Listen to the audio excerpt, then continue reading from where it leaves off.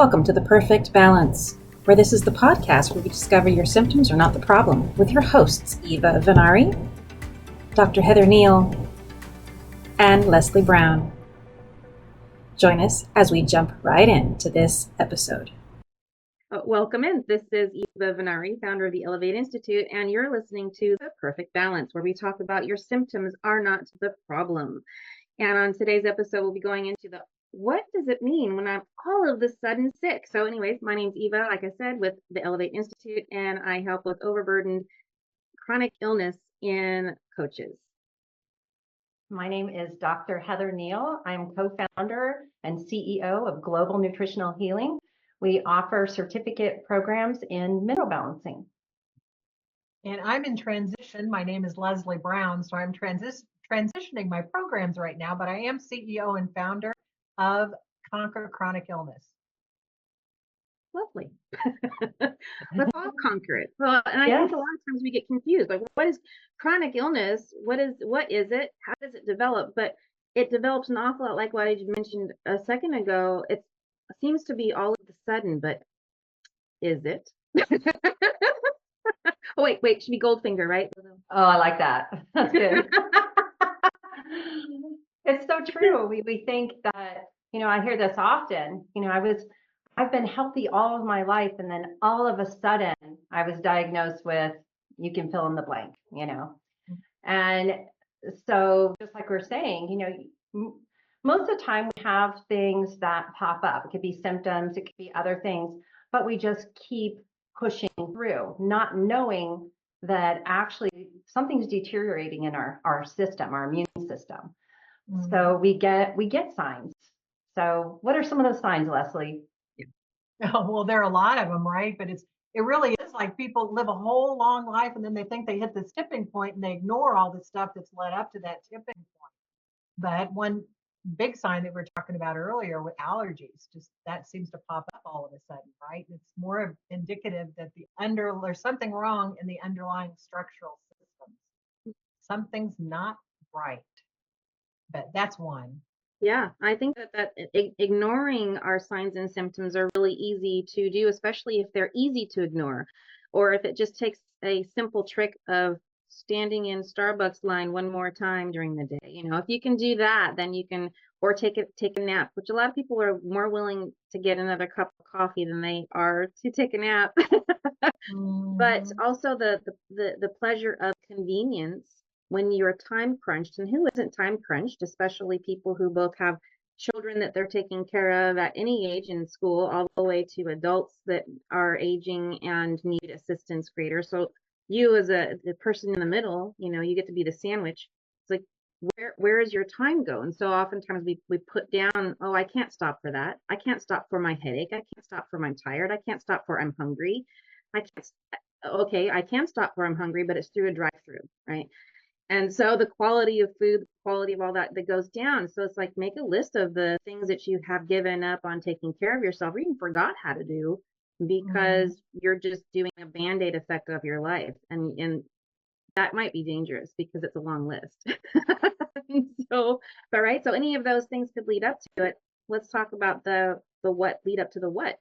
So what are some things that just commonly come up with people as all of the sudden this is happening? What are some of the symptoms that show up? Fatigue. I mean, that's such a common one that people just are like, gosh, I used to be able to run around and do all this. That was me. You were describing me, Eva, that Starbucks line. And, I'm like, oh, yeah. Where do you eat your breakfast? Starbucks? Like, they don't even have food. I'm like, exactly.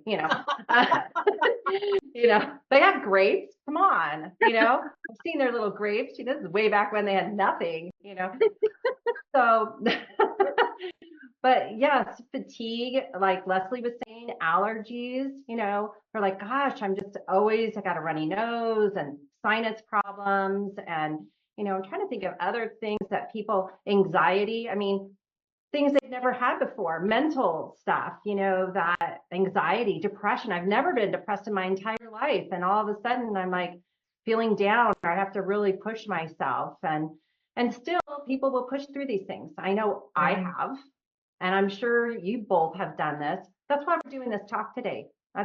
we don't want you to push through these things because Right. we have solutions, to help you get rid of those things. Mhm. So those are some common things I think of. I think I build on that and say brain fog. People seem to notice that a few decades into life. Headaches seem to be a big one. Maybe itchy eyes or ringing in the ears, that kind of thing. Sometimes shortness of breath starts to hit them. They become aware, itchy skin, they become aware of it. And I'm finding because we push through, and I know we all three did this, but I pushed through too and was completely and totally out of touch with what was going on in my body. Just pushed right through. Oh, my muscles were tense and never relaxed. No big deal. Exercise some more. Yeah, but you feel like concrete. Okay, that's just part of it. Well, it's not. And I'm finding now that as a emphasis more on families, I'm seeing that people are far more, adults are more attentive to their children. So they'll understand their children's needs or be hypersensitive to them actually, right? Before they're aware of their own. And that's part of what we do is really help the adults pay attention too. Yeah, Exactly.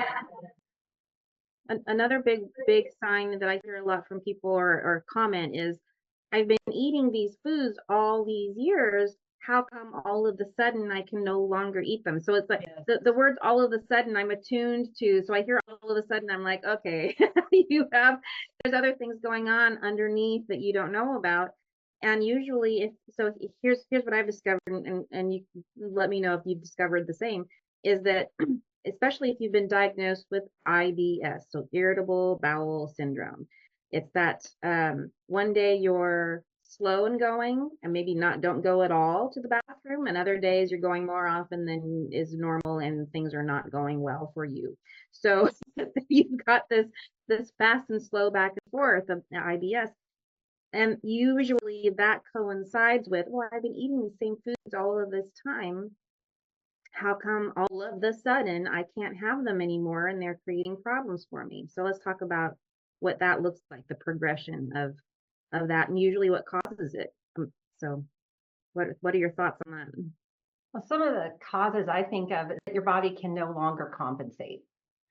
Our body wants to be healthy. It wants to keep us, being able to do things that we normally do and to feel good. But sometimes it doesn't, if we're not giving it the right fuel, the body's just kind of like, okay, we're going to have some things break down.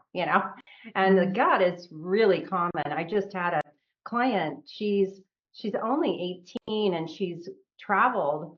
She was traveling around the world for a year after she graduated from high school. And she's never had gut problems, never had any of these issues. And she's come back and all of a sudden now she has like irritable bowel syndrome and all these and some other symptoms have creeped up, anxiety and all these things. And it's just, they think it's new. It's not new. It was all along you've had these mineral imbalances or heavy metals or other things that are in the way. And now your body is having to respond, and so it's not going to work perfectly. So we have to work on it now. And and I always think those things are they're almost I think they're positive. I know it sounds horrible, because I think we're living our life and we may not be have as much energy and all these other things, but I found now that when I was going through all those health issues, they were horrible, but I find them more of a blessing now because I'm happier and healthier now than I was back then. So I'm able to enjoy life. I'm able to, show emotions and all that stuff and pay attention. That we need to pay attention to things that are going on in our body. Can you think of anything to add to that, Leslie? Well, I get a kick out of it, especially with kids, because we get people sometimes that maybe they haven't had a bowel movement in a week, maybe up to 10 days. And I know, can you imagine? And then they say they have brain fog. I'm going, okay, well, doesn't surprise me, but let's explain the connection. All Yes. right. The material in your intestines, your brain made it the same thing. It's supposed to feed your brain. It's clogged up. Your brain gets clogged up too. But they're not, we'll talk, the three of us will talk about bowel movements anytime. No problem. We're not shy about it, right? But Nope. a lot of people, that's very embarrassing to them and it's hard for them to admit. So where it comes out is they start on a mineral balancing program and they're so excited, but they're a little embarrassed. Leslie, what? My child had a huge bowel movement. And it's so exciting and such a cause for celebration. I want the kids to go, yay, mom, dad, check this out, And we just don't realize. And I would just elaborate just a little bit. The minerals are the raw materials the body needs to heal and repair. And when you're running on empty, it's like an empty fuel tank, right? A significant source of energy supply is gone. And you can push and push and push, and it chips away a little bit at a time. And then all of a sudden you feel like you're flat out, but it's not something that's happened all of a sudden. And the good news is you can rebuild that. So that's why we're here. And the great news is that your body had the energy to overcome those imbalances the whole time up until now. So something was working. Your body was working exactly as it was supposed to, which is to make you, not just be alive. We're not just here to breathe and barely be a blob. We're here to thrive. And I think that's an important note. But it's like this was the doorway to understanding. Like I became obsessed with my own journey back in my 20s because I had a number of problems that were outside of what was considered normal for my age. And I was watching a PBS special on gut health. I don't remember the name of the doctor, but she was talking about candida and candida overgrowth. And then all of a sudden there was a bunch of information on the market, new books about women and candida and how to reverse it, and the sugar in the diet and go gluten free and all of these things that were related. This is how I got started. So I became very hyper aware of gut health and the big connection between gut and brain, like you're talking about, Leslie. And I had headaches right after eating foods that were not working with the overgrowth of candida in my gut. So that's an early sign that we just simply don't know how to translate. And so if we knew that, rather than going, oh, I guess I need an antacid and I need to go gluten free, which is full of a bunch of sugar now, which then feeds the candida. You can see where this is a catch-22, right? It's like now the candida is growing more. Well, what's candida doing with the gut? And it becomes like a little animal-like yeast, and it eats away at the inner lining wall of your gut, which is supposed to have a nice mucus membrane. More things that we talk about without shame, mucus. Yeah, that's right. That's another one. Yeah. And so the lining of the interior of your digestive tract becomes eroded, and those little yeast animal-like features, they actually eat through the lining to becomes a hole in your digestive tract. And until that hole is eaten through, your body's able to afford dealing with the imbalance. But as soon as the hole is there, now your food that's been sitting in you're chewing on it, it goes down into your stomach then releases the kraken, and it goes into the small intestine and through those holes. So what happens when the body starts to see that these pieces of food going through the hole into the body cavity, the body goes, ooh, intruder alert, histamine response. Allergy. Yep. Exactly. So that's the how. The how is like the progression of getting there means that you've been doing the wrong things up until now. So if you think you've been doing the right things, but if something's happened all of a sudden, then we've got to troubleshoot it. So let's talk about troubleshooting. So with the gut, well, I think of trouble. I'm also wanted to mention that our gut is pretty sterile, the area, and we have certain things that happen in there when we're digesting that are supposed to be there. And like Eva was saying, it doesn't mean you have holes throughout your whole gut. That's a misconception, because we have a very long area of our gut lining, but it can whenever, even if you have just some of it, it'll leak into your body. And they call that there's a process when we're eating, it's called lipopolysaccharides. It's something that it stays in our stomachs and it helps us digest, and it's a byproduct. It's normal in our stomach, but it's not normal in the rest of our body. So that's why we don't put together that our joint pain may be related to what's happening with the leaky gut, or the our fearfulness or hypersensitivity is related to the gut. Nobody's really, I mean, people are starting to do that now, but that's not the first thing you think of. So when we do the mineral balancing programs, we do help with your gut also, because there's certain minerals that help to keep the lining strong, and we help with other things too. But for troubleshooting, I pretty much want people to get on the program because, why do you want to live with these things? Because they don't get better. And you can eat a perfect diet. I've seen this. I'm sure you too have seen this. They eat no sugar whatsoever, 0 sugar. And they still have every symptom, and they're getting new ones. So, diet is great, and you do want to try to cut back on sugars and wheat and all this good stuff, but to do it alone, it's not the answer. It's just not anymore. Well, I want to interject on that because you inspired an analogy for me. If the house is burning, why would you do an add-on? Exactly. Because we want to burn that add-on. Exactly. No, it's exactly. I was just telling Leslie about an analogy that with, what do we normally do is that when we have a symptom, I came from the medical field, and it was normal. That's my family. So when you have a health issue, you would go get a prescription. It was just normal. It was normal at that time. But now I look at it, and I'm not saying that there's anything really wrong with you just don't want to just do that. You need other things too.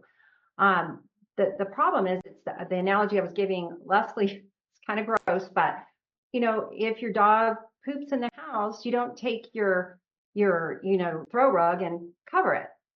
That's exactly what you're doing when you take something to cover up the symptom. Because did it get rid of it? People think it did. No, it's still there. It's still causing problems, but you're just not noticing it now. So, the smell's still there. Yeah, Right? all of it. And not getting any better in the summertime when the heat rises up. Yeah, that's true. That's true. I think, in troubleshooting, I am more and more impressed with the hair tissue mineral analysis that we do, because and we've been at this for a while, but you kind of learn more and more. It's kind of like a relationship. You can get really stronger as time goes on, and you learn even more stuff with more people, but it's a good objective measure. So when people go to doctors a lot, again, we're not being disrespectful of doctors, but just saying there's another way to think about the body. And unfortunately, we've all been trained to think, oh, I've got a headache, let's get rid of the pain, right? But it may be stemming from the fact that you haven't had bowel movements. Oh, I've got a headache. Oh, it may be stemming from the fact that, or it's associated with allergies, but people don't know how to think about the body holistically that way, and as many systems interrelated in the body. And that's unfortunate. And I think that's one of the big things that we have to do is break that line of thinking and realize it really is a whole body experience, which, again, what I love about the hair tissue mineral analysis, it holds 3 months worth of mineral data. It'll tell you how your adrenals and thyroid are doing. And we'll always see low thyroid function when people are associated with allergies. It's not always direct like that, but it sure can be. And as a reminder, it's that there are toxic metals, heavy metals, and mineral deficiencies associated with every illness, sickness, and disease. And we need to train ourselves for survival in these times, really, and to thrive. I think, as Eva said, it's not just surviving, but it's thriving. We need to cognize this. We have to become more aware. Well, and not just hyper aware, right? Because a lot of people can become very hyper aware of each change and nuance that occurs as the body is getting worse, and more time is being spent being aware of your now new situation as it evolves than it is being aware of, well, what can I do to help repair it? And I think it's common and normal, and it makes sense to want the relief from the symptom. I just think it's Hmm. not the most useful path. So, what are some other things that show up all of a sudden? We have allergies. We have allergies. Let's talk about that word. I was shot down by a nutritionist once. She's like, Eva, they're not allergies. They're sensitivities because allergies result in an anaphylactic shock response where you need an EpiPen, right? Is that what they're called? EpiPen, the shot. Yeah. Hmm. That basically, if Which you're boosts your adrenals. It's adrenaline. there, you Yeah, go. right? Yeah. Go ahead though. Sorry, you're Yeah. talking. No. I mean, Oh, is that the point you wanted to make? that is the point. It's I'm like sorry. yeah, no. I think that's really good because I think the word allergies are overused. It's like if you had a true allergy to something like a peanut allergy and it puts you into a place where you can no longer breathe, that's death. That equals death. But if you're talking about, oh, I can't eat pineapple anymore because it makes my mouth itch, that's not death. Okay. Right. Right, right. So there's a difference between I'm sensitive to something and then I'm allergic to something. So the sensitivities are what we are commonly able to resolve. Are we able to resolve allergy, a true allergy? Yeah, let's Yes. go. Okay, let's Yeah, hear it. I was a respiratory therapist. And the reason why I became a respiratory therapist is because I spent many years, many, many days in the hospital because of asthma. And if I ate a peanut, I could be life flighted to a hospital. Wow. And that is an allergy. That is something that I was extremely uh, allergic to. I did it with spinach. I remember I did it with lots of different things. And so I remember going on it was a camping trip with a bunch of, I think it was like, you guys remember like Girl Scouts and Bluebirds and all this stuff.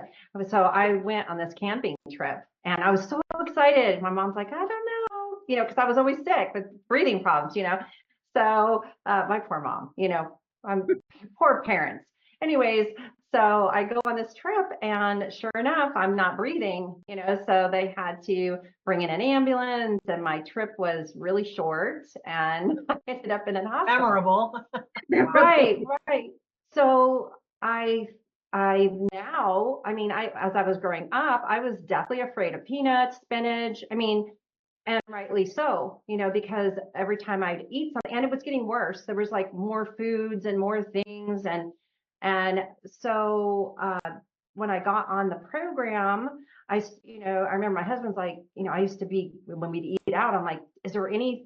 Do you have any peanut sauce? Do you have any? I mean, I would do like 50 questions. The guy's just like, oh. Are you the only one I'm going to serve today? you know,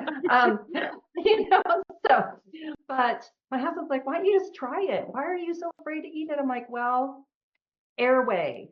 Yeah. There's a big problem. And I took care of lots of people in the emergency room that didn't make it, because of things like that. So I had this in the back of my mind too. I'm like, oh, this is not how I want to go. And and I remember sitting there and he's like, just eat some spinach, just try it. And I did. And he's like, nothing's wrong. I'm like, no, you're right.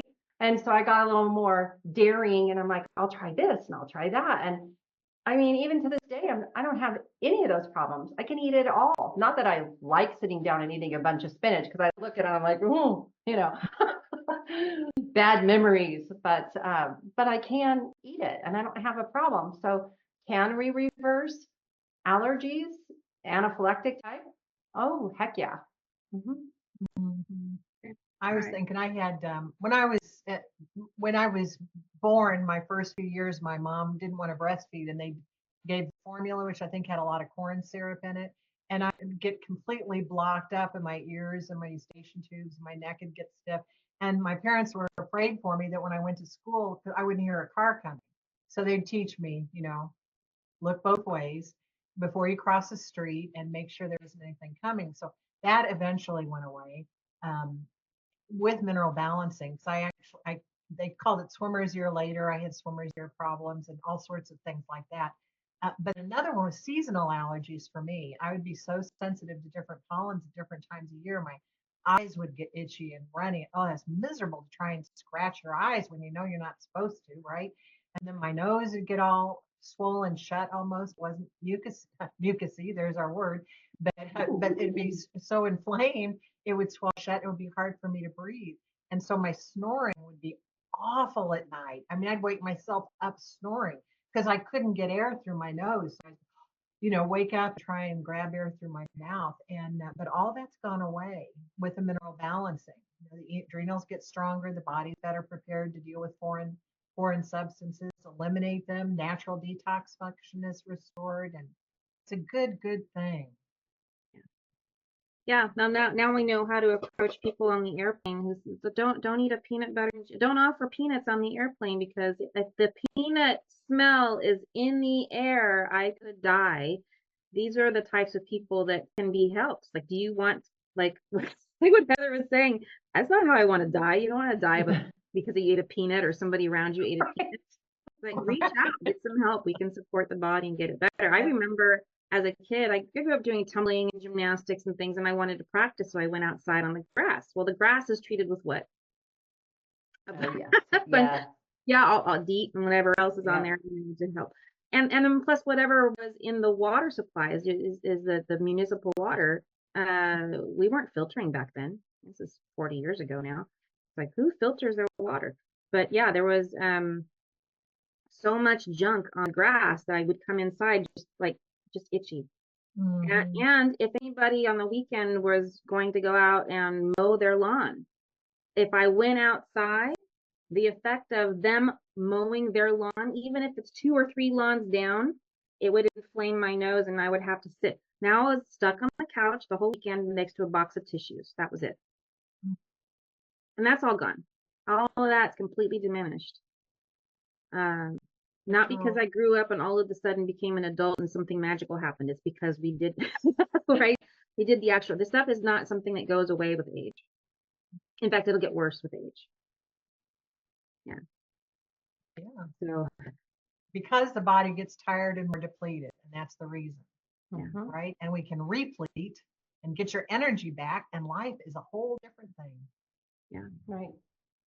And what we see on hair tests, there's a lot of different things we see on hair test is they could have what we call a low sodium potassium ratio.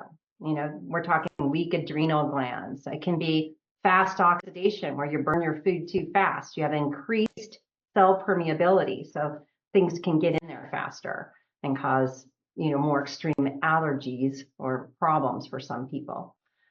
There's a lot of things we see. 4 lows, all the minerals are low on the hair test. That's a really low energy state and really weak adrenal glands, not just adrenals, there's your thyroid and other things too.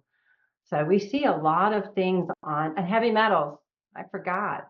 Heavy metals. I mean, that's causing all kinds of problems for people. And then you guys, I'm sure, can add a ton to this with the chemicals and all these other things. Well, microplastics in particular, this is a new thing that people are now being aware of. How long have we had plastics in our environment? Oh, okay, crazy. I didn't realize this. It didn't dawn on me because I don't use the tea bags. When I make tea, the tea bags that they put the little broken pieces of tea into that we put into our hot water, those tea bags are dipped in a very fine film of plastic. Did you know that? I did not. No, I did not. We learn things every day. I know. I saw that, and they said people who, especially in England, they drink a lot of tea, and then now I didn't think they were onto the tea bag, but apparently they've decided that consuming things in a more convenient way is better for them than the loose leaf that they're known for. But the loose leaf is the highest quality and easiest to do, in my opinion, my humble opinion. But it's become common to use these tea bags, and so every time you put your tea bag into the hot water, and now you drink your tea, you're drinking microplastic. And they're finding that these kids are going through medical school and they're digging into the cadavers and cutting them up, and they're finding an increased amount of what we're made up of is plastics. It doesn't just automatically pee out. So in this program, I think we should do a whole separate episode just on microplastics. I'd love to talk more about that. Yeah, write it on there. Write it on, because it's so true. There's just, I mean, I remember I was with my sister-in-law one time. She was eating some bar. I don't know, some protein bar or something. And she's like, what's such and such? Some chemical name. And so we looked at it. I'm like, it says plastic. We go, it's some form of plastic. And then she's like, is this formaldehyde? I'm like, oh, you've got a lot of interesting things in that healthy bar you're eating. And we always think we're doing something good and trying to make it convenient, but the problem with convenience is usually there's corners that have been cut. And and we all travel, and we have that should be another talk too. What do you do when you travel? That'd be a really good one. That's a really good one. Healthy travel. I hear that as an excuse of clients. They go, oh, I'm going to be traveling soon, so I won't be on the program. I'm like, no, time out. Let's give you some strategies. So we'll do that. Strategies. That's a really good one, because that's usually when I get most of my calls, is when people are on vacation. Did you bring any of your stuff? No. Yes. Oh. You didn't support your body for healing while you were in a foreign country eating foods that your body's not used to, and therefore put at a lower rate of ability to heal yourself. Right. I'm not trying to be a jerk. Like, that is literally decided to do for yourself. And airplane air. Ugh. Airplane, yeah. Well, airplane air, that's a whole other thing too, because the airplane quality, the filtration system that they have inside of an airplane is better than what we have in homes, and especially what we have in offices. Well, that's really good to know. This would be another travel. Yeah, this would be a really good talk on travel. Yeah, we can talk all about that. All right. Well, I think that's about it for our all of a sudden episode. Any last words? Oh, I think get a hair test. Yes. I mean, really. I mean, it's so, and I say this almost every episode. I go to talks and I'm always learning, and I know you two are. I go to all kinds of conferences and what's new out there and what doctors are saying and what they're prescribing and doing. And I will tell you, I haven't heard one yet that's even come close to what Dr. Pollack has done with all the minerals, the mineral relationships, vitamins, how they work in your body, and then a test to tell you how much to take. Nobody's got it. Nobody has it. Nothing like it. I just build on that and say test and retest. Just make it a life practice. Not just make it a life practice. So you can stay in touch with your body is asking for, what your body is telling you that it needs. Yeah. Give it the tools that it needs so that it can heal itself. And I find that the longer I'm on the program, and I think you two have said the same thing, the longer I'm on it and the longer that I've seen some of my clients stay with me on it, the deeper the healing gets and the more healing that they're able to achieve in a way that they wouldn't before if they just had never started. So start today. It's like planting a tree. When is the best time to plant a tree? 10 years ago or now? Right. Now. Right. And it's surprising, isn't it, how deep healing can go? We're also trained into a one and done thought process, and that's not how it is. No. They're just deep, deep layers of healing, and the onslaught never stops. The heavy chemicals, the metals, all that stuff never stops coming at us. But there's more and more that the body can do. It's very exciting to think about living a long life of good health and energy. Yeah. Yep, I agree. All right, well, this has been your episode of The Perfect Balance. My name is Eva Vennari with the Elevate Institute. And I'm Dr. Heather Kneale with Global Nutritional Healing. Leslie Brown with Conquer Chronic Illness. And we'll see